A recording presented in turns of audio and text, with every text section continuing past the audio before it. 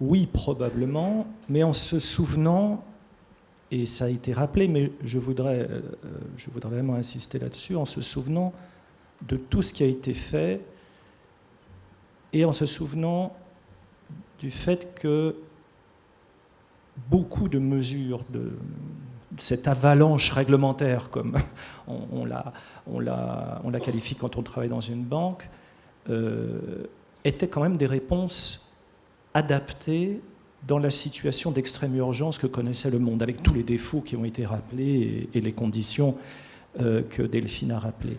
Je crois que c'est la première chose quand même à rappeler quand on se lance dans le débat sur la pause, c'est qu'il y a eu énormément de faits, qu'on a bien fait, je pense, globalement, d'agir sur des choses assez simples comme le capital et la liquidité. Je suis tout à fait d'accord avec Jacques Delarosière pour dire qu'il n'y a pas de remède unique, mais face à un choc pareil, ce n'était pas des décisions absurdes quand on voyait des exemples de grandes banques, d'ailleurs non françaises, c'est tout à fait exact, qui avaient visiblement un capital et une liquidité très faible, et pas seulement dans les banques de financement et d'investissement. On a vu au Royaume-Uni des banques plus petites spécialisées dans l'immobilier local s'écrouler à une vitesse extrême. L'ancien régulateur britannique, qui s'est transformé depuis, a d'ailleurs fait un excellent rapport, y compris sur Royal Bank of Scotland, et qui montre à quel point on était dans un autre monde en termes de liquidité, en termes de capital. Et le fait que ça ait changé, franchement, je pense, même si c'est pénible et douloureux pour les banques, je pense que ça, c'est vraiment une page qu'on a tournée, on a bien fait de la tourner.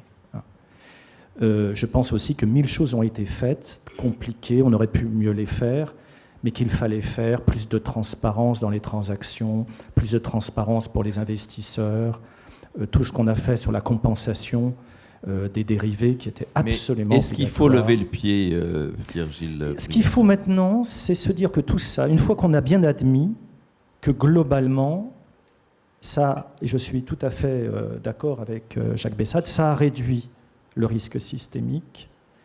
Quand ça, on le comprend, on accepte, je crois, la question légitime américaine.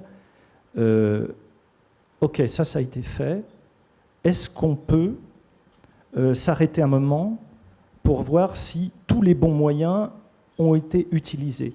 Et c'est moins un débat sur la dérégulation, à mon avis. En tout cas, le papier du Trésor américain est pour ça plutôt équilibré, hein, même si certains Américains poussent à la dérégulation. Mais ce qu'on a vu du Trésor américain, c'est une question légitime qui, à mon avis, s'applique encore plus en France, en Europe et en France aussi, mais puisque Jacques Delarosière l'a rappelé, le secteur bancaire pèse beaucoup plus lourd en Europe. Est-ce que toujours les bons moyens ont été utilisés? C'est une question de calibrage, de gradation, de choix des moyens. Et j'aimerais aussi, pour Vincent Beaufils, faire comprendre qu'à mon avis, ce débat a déjà lieu en Europe. Il y a des signes.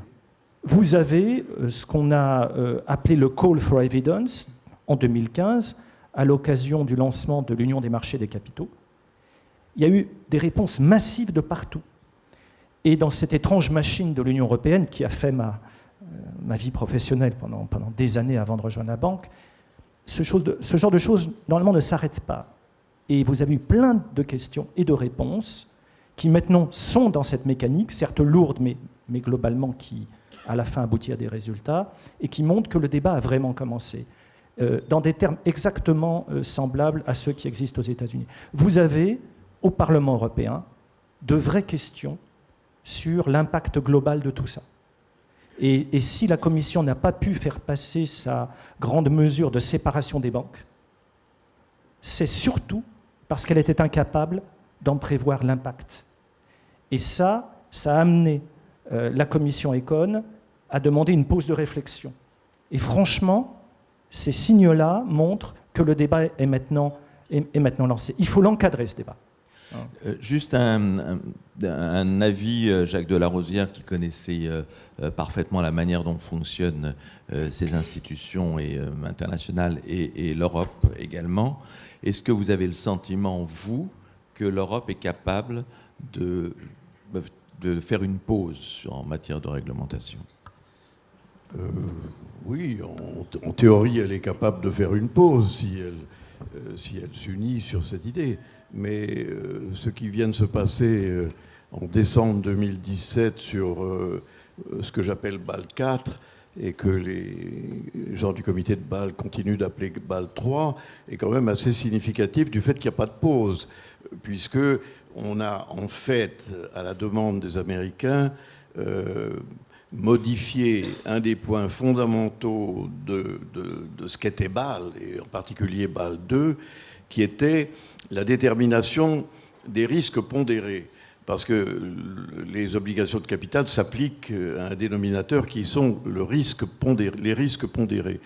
Et ce qu'on a fait le 7 décembre dernier, et qui est passé inaperçu de beaucoup, c'est qu'on a décidé que les modèles internes qui étaient utilisés par les grandes banques pour déterminer leurs risques pondérés devaient aboutir à des solutions qui ne seraient pas très éloignées de la méthode standard, qui est une méthode tout à fait arbitraire.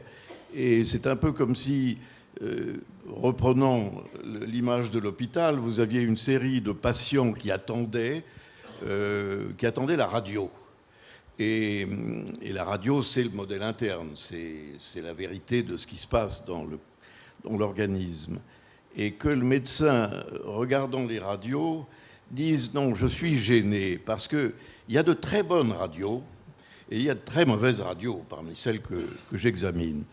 Et donc, on va faire une moyenne. Et alors, on a trouvé ce système tout à fait absurde qui consiste à dire, quel que soit le résultat du modèle interne, il faut que ce modèle interne aboutisse à une pondération de risque égale à 72,5% de ce qui est dans le modèle standard. Alors, vous avez des banques, je prends des banques nordiques, qui sont extrêmement précautionneuses quand elles font du crédit, et en particulier du crédit immobilier. Elles demandent des garanties, elles demandent des cautions, elles demandent des acomptes importants de la part de l'impétrant. Et il se trouve que leur risque est très faible. Et quand elles examinent avec leur modèle le risque au vu de ce qui s'est passé dans le passé, du point de vue de l'insolvency, du problème, elles s'aperçoivent que le risque est faible. Et donc, elle a une pondération faible pour le risque immobilier. Là, les Américains, ils ont des risques immobiliers très, très intenses. Pourquoi ? Parce que les bons risques américains immobiliers sont achetés par Fannie Mae et Freddie Mac, et donc ils n'ont que les mauvais. Et ces mauvais, ils ont des pondérations élevées. Alors on a donc, c'est le médecin de l'hôpital. Alors il regarde la radio américaine et il dit mais ils sont très protégés, ils ont beaucoup de capital. Et puis il regarde la radio du Scandinave dont je viens de parler et ils disent mais c'est ridicule, vous avez une pondération beaucoup trop faible. Alors on va faire la moyenne.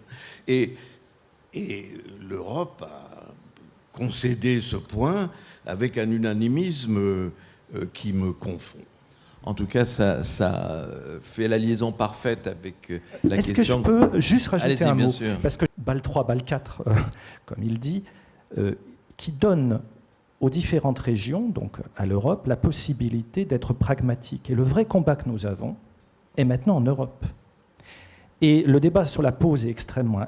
Pour réfléchir, pas la pause pour ne rien faire, est extrêmement intéressant. Il y a plusieurs sujets qui nous préoccupent tous, toutes les banques ici, dont la réponse est à Bruxelles. Et on a souvent une réponse pavlovienne bruxelloise, où ils vont plus loin que la flexibilité proposée à Bâle, où ils décident d'aller plus loin que ce que les Américains décident. Et je crois que l'un des vrais enjeux de ce débat sur la pause de réflexion, c'est de se dire il faut remettre ça dans un contexte de concurrence internationale. Il faut se rappeler effectivement que c'est un métier avec un marché mondial et qu'on ne peut pas en Europe ignorer ce que font les autres, surtout que Bâle autorise un certain nombre de flexibilités qu'il faut maintenant transcrire en droit européen, et c'est là où on a du mal.